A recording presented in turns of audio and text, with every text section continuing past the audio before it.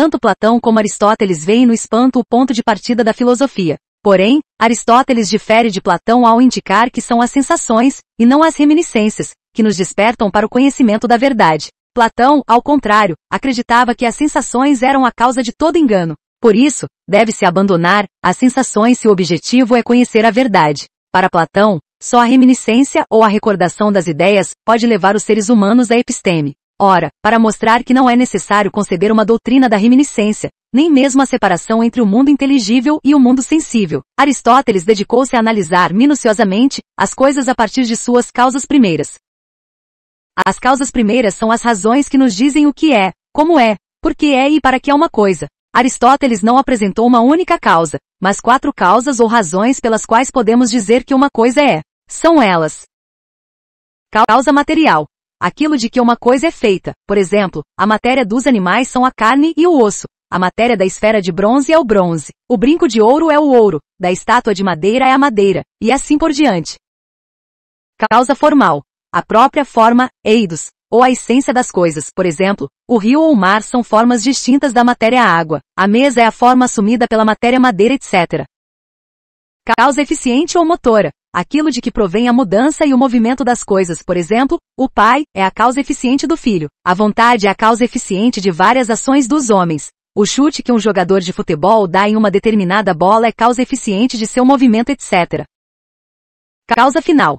A razão que dá o motivo ou a finalidade para alguma coisa existir e ser tal como ela ser. Por exemplo, o bem comum é a causa final da política. A felicidade é a causa final da ação ética, etc.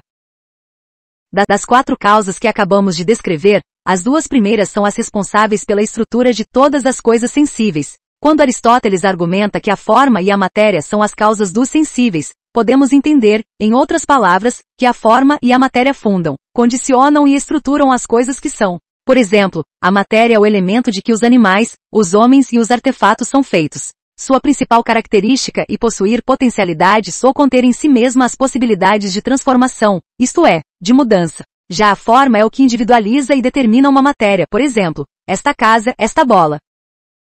Aristóteles afirma que não podemos prescindir do tato de que a forma é imutável. Ora, de acordo com a nossa percepção sensorial, constatamos que as coisas mudam e que os seres mudam de forma, ou seja, se transformam. Por exemplo, a semente é uma forma que se transforma em árvore. O ovo é uma forma que se transforma em ave. O bebê é uma forma que se transforma em adolescente. E assim por diante. Se a forma é imutável, então, qual é a razão dessa transformação? Segundo Aristóteles, o devir ocorre porque é da natureza da matéria transformar-se. Assim, a causa da transformação é a matéria e não a forma. Os seres compostos de matéria e forma sempre mudam. Contudo, é importante notar que as mudanças ocorrem em coisas que já têm uma combinação de forma e matéria.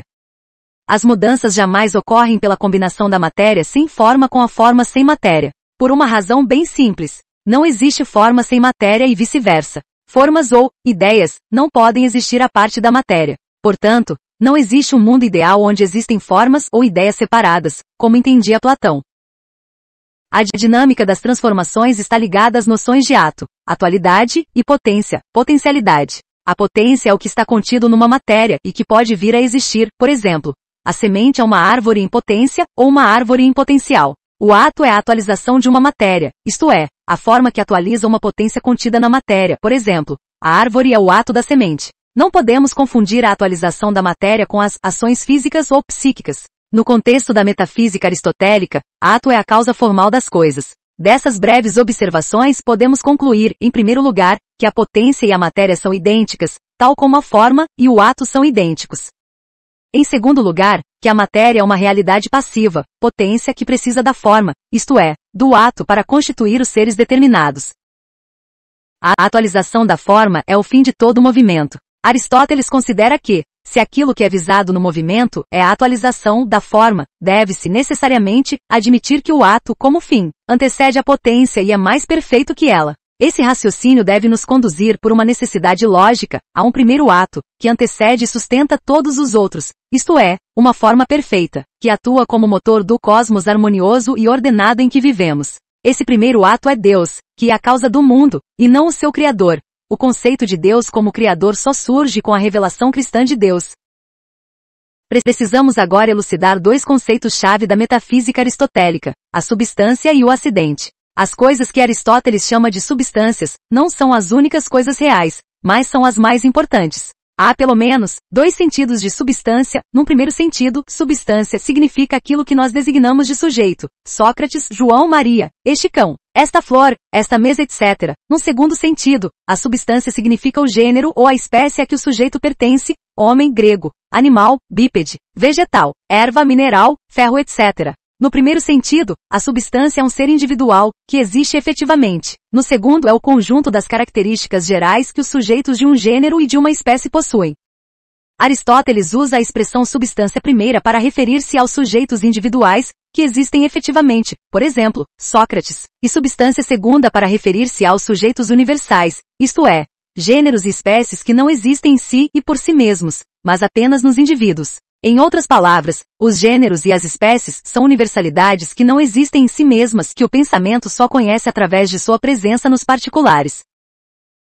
Qualquer coisa no mundo, além de ser substância, possui acidentes. Apesar de não ser parte necessária da substância, o acidente é uma propriedade, ou um atributo que acompanha sempre uma substância, como a cor vermelha que acompanha uma maçã. Ora, existem maçãs que não são vermelhas. Logo, a cor vermelha, que é um acidente da substância maçã, não faz parte da essência da maçã. Um acidente nunca tem existência independente, nunca pode ser autossuficiente como é a substância. Por exemplo, o acidente cor jamais existe separado de uma substância. Não dá para separar a cor vermelha da maçã. A cor, para existir, precisa acompanhar uma substância. No entanto, o acidente não é o que a coisa é.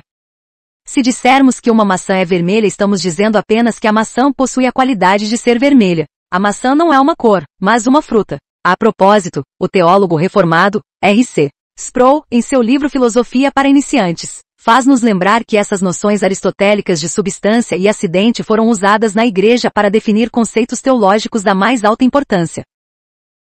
Um exemplo é o termo transubstanciação, usado pela Igreja Católica para descrever o mistério da missa. Aristóteles fizera a distinção entre a substância e os acidentes de uma coisa. A substância e a essência da sua natureza, enquanto seus acidentes são suas qualidades externas, perceptíveis. Um carvalho tem os acidentes de ser alto e rígido, porque esses acidentes estão ligados à substância da árvore. A doutrina da transubstanciação afirma que na missa, a substância do pão e do vinho é transformada milagrosamente na substância do corpo e do sangue de Cristo, enquanto os acidentes do pão e do vinho permanecem os mesmos. Essa transação envolve um duplo milagre. Por um lado, você tem a substância do corpo e do sangue de Cristo presente sem os acidentes do corpo e do sangue de Cristo.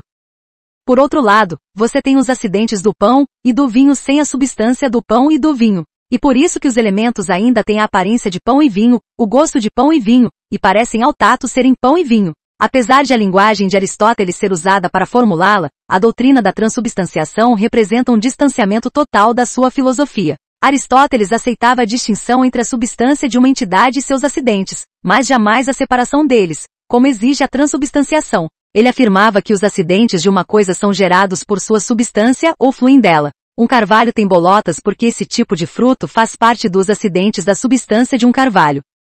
A presença de bolotas sinaliza a presença de um carvalho, e não de um elefante, porque a substância de um elefante não produz os acidentes das bolotas. Portanto, a substância de uma coisa gera seus acidentes. É claro que a Igreja Católica compreendeu a filosofia de Aristóteles nesse ponto, e entendeu que o milagre era necessário para transcender a relação natural entre substância e acidentes.